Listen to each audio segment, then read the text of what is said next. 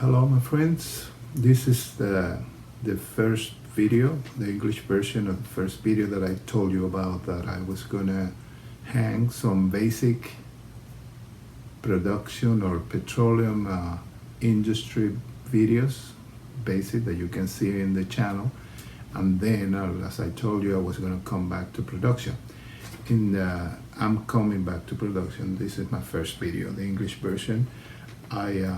At this level, we can say that the owners or the decision makers of the company, they have decided to drill an exploratory well or appraisal well or a new well, and we are ready to analyze the well that has been drilled, and all the information about the logs and how the well was drilled, if could be the chance of formation damage, or we as productivity engineers or production and productivity engineers, we should be involved with the geophysicists and geologists about the trap and everything that they saw, to decide that we needed to drill a well. So we have the well right now. We have all the information, and they also normally in exploratory appraisal wells, they take DST, drill stem test, which gives us more information to simulate what we see in the well, to make sure and we can simulate how the well could respond before a fracturing job. And if we see the thickness of the sands, we can also be thinking about horizontal well. But we have to know that the geophysicists and geologists, they need to do more studies to make sure the sands, and we need to drill more wells to make sure the sands are, long enough so that we can navigate to drill horizontal wells. But we can simulate them. We can have an idea. Remember that we as productivity engineers, we can see if we are in front of a big well, a small well, or middle well. It doesn't mean that we can drill the horizontal well, but we can have the idea how much oil we can expect from a well, constructed horizontal or fractured well. So I have a piece of paper just to make sure that I don't forget everything I need to tell you. So we are from the DST, the drill stem test, which is like a build-up test. Hopefully, when we take it, we leave enough time so we can reach the radio flow, and we can match the tight curves with the real curves to make sure we can see damage. We can see the permeability. We can see if we have faults very close to the well. If we can see a pressure maintenance boundary. So hopefully hopefully we have enough time to see all that. Okay, so we take the DST, which is like a build-up test, and we have idea after we have all that, we can build the IP productivity index curve to visualize how the well is going to respond. Like I said, we as productivity engineer, we need to make sure we take all the fluids that are from the drainage radius through the porous media, put all of that in the well, and in the well we control the production. So that's our job a productivity engineer, we need to make sure all the production is in the well, the possible production. It's better to control the production with the pump. In the case of we are pumping, we are lifting the oil or all the fluids with pumps, than or gas lift in the case we're using gas lift. But we need to make sure we put all what the reservoir can produce in the well, right? And then we control it after that. So, like I said, in this particular case, we are in front of exploratory or appraisal or a new well in a reservoir that it doesn't have many wells. So we also, when we analyze the well, we also think about the facilities, make sure that we have an idea what the system, the lifting, artificial lifting system is going to be. We also know what the facilities, the separation and the treatment to put the oil and the gas on compliances. We need to make sure, we need to start thinking about that, the facilities, as productivity and production engineers. So we take care of everything to make sure the oil falls in the tank, and once it falls in the tank, also how we do to put it in conditions to be sold or delivered to the gas pipelines or whatever the delivery points are, okay? So I also, like I said, we are in front of a new well, but we're also going to analyze here fields or wells or fields that already have wells. And we have cases that I mentioned in the Spanish version. We have cases of fields that have been producing under certain conditions, and also there is time to optimize.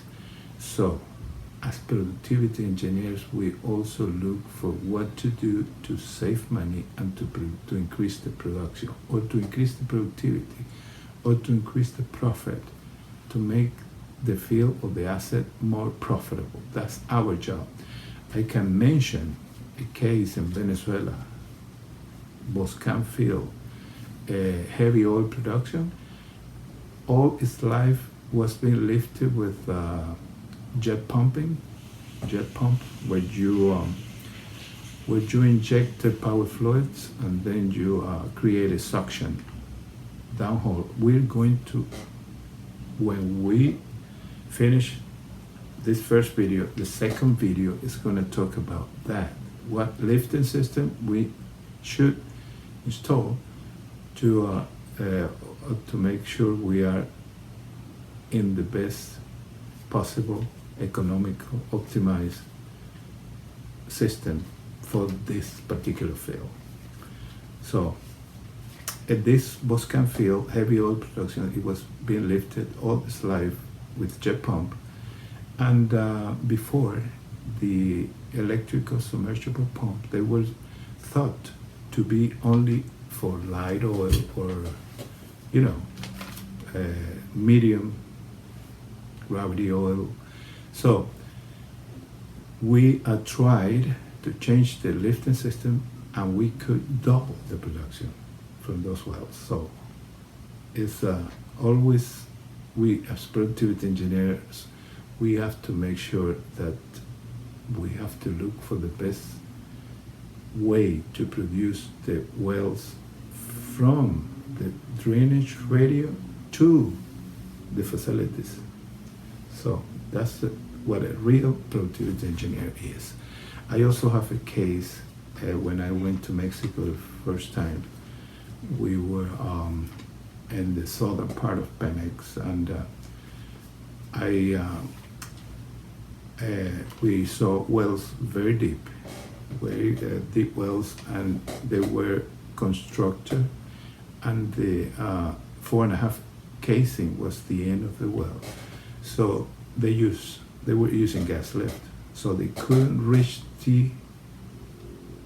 the deepest point in the well because the gas lift mandrels could not reach that diameter. So the well was already producing. They were injecting the gas through the sliding sleeve, and when we studied that well, we could see that the well was not being lifted or being produced at the best rate. So what we did, we didn't even use a rig. We just went and put a cold tube string down the deepest point possible according to the compressor discharge pressure. And they use portable compressors at the well site. So we had 3,000 pounds of gas, 3,000 pounds of gas to lift the well at the deepest point. And the reservoir pressure was about 1,700, so we could, including the losses in the cold tubing string, we could reach the deepest point. That's what we did. We went to the well, we rolled the cold tubing, we installed the gas lifting from that point, and the wells that were producing 500 barrels, they started producing 3,000 barrels of oil.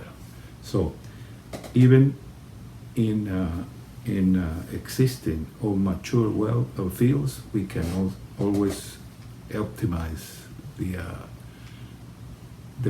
wells and facilities. I have more facility cases that I'm going to mention more, further, and but they are so. I mean, the cases are so extends that I have to make a video for each one of them. So, but we're going to learn a lot here. So, I'm using my paper. Okay. We also optimize some wells and some teamwork, in Colombia, where wells were drilled in heavy oil again. The wells were drilled, vertical and slant, and they started drilling horizontal wells, and many of us know the results. A lot of oil just changing from slant wells to horizontal. So the problem with the horizontal wells is that when we have more than one sand, we are not exploiting the whole reservoir.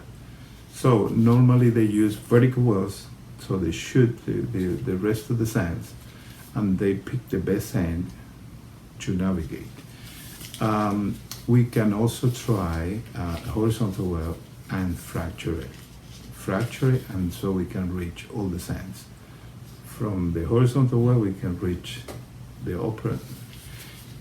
Always thinking about the water, because one of the enemies, or I would say the biggest enemy of those fields in Colombia is the water production. So we have to think about economics, right? Because when you have to build all those tanks and use all the chemicals and all the treatment that we need to put in the water to be injected and the oil to be sold and everything, sometimes it's much better to lower the rates of the wells than producing those huge volumes of fluids, and we need to spend a lot of money in the treatment and to make the oil, especially the water, to get the water in conditions for injecting or using for the cold, we had a project to use the water to produce, how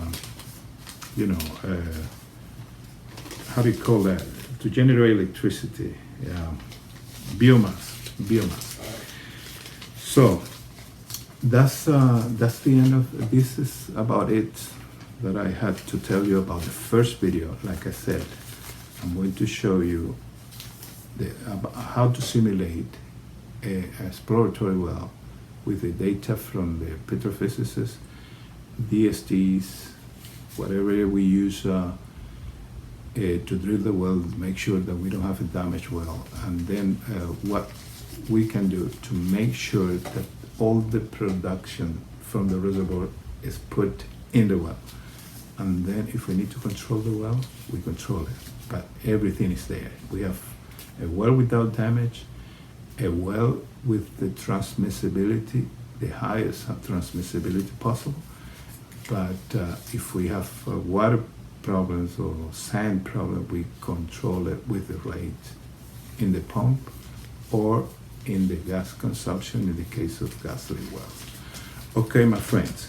So, like I said in my videos, my first videos, this is for students, workers, bosses, and if any of you big bosses or owners would like me to analyze one of your fields, I can do it online, and I can make sure, and I will make sure that the confidentiality and are protected. Okay, so there's no problem with that.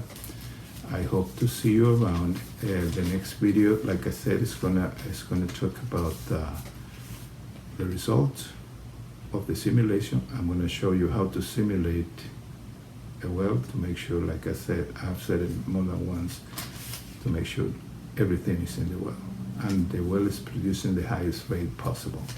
And if we don't need it because of water or sand or whatever we have in the well, we can control it at the well, not from the reservoir. The reservoir is going to be clean. That's what we look for.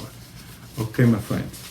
I'll see you next. Let me make sure I don't forget anything that I had to. Okay, we're going to talk more, like I said, in other videos, we're going to talk about treatments. When we are doing treatments in existing wells, how we make it selective, make sure the treatment goes where it's needed, because most of the treatments we say it didn't work, it's because it didn't go to where it was needed. Okay, so we need to make sure we put it where it is. So forget about, sometimes we do bullheading treatments without the isolation. The isolation could be, or it's much better if we do it mechanically. We can do it chemically, but if we do it mechanically, it's more expensive. But at the end, we're gonna make sure that we're getting the oil, okay? So I see you around. We're also gonna talk about some, about case that I was involved in. I was involved in the field, and where the data that the production, the operators gave us about the fluid levels in Sucker Rod wells, they didn't give us the right information, and we sent the rig to the wells to change from Sucker Rod to ESPs, and we didn't get the production because there was something wrong with the data. The data, if we have data and there is oil down there, we'll get it at the well. We can assure you that we're going to get the rate at the well site. All right, my friends, I'll talk to you next video, and we also gonna have a podcast, because I have a team where we have geophysicists, geologists, so we're going to have podcasts talking about, first we're going to talk about that part of analyzing seismic and whatever they do to make sure we learn how to, or have an idea how they do to decide that there is a trap. Okay, then I'm going to have a podcast with a friend to talk about fracturing, and we're going to include fracking, which is a word that many people don't want to hear, but we're going to talk about it. Okay, my friends, see you next video. Behave. See you around.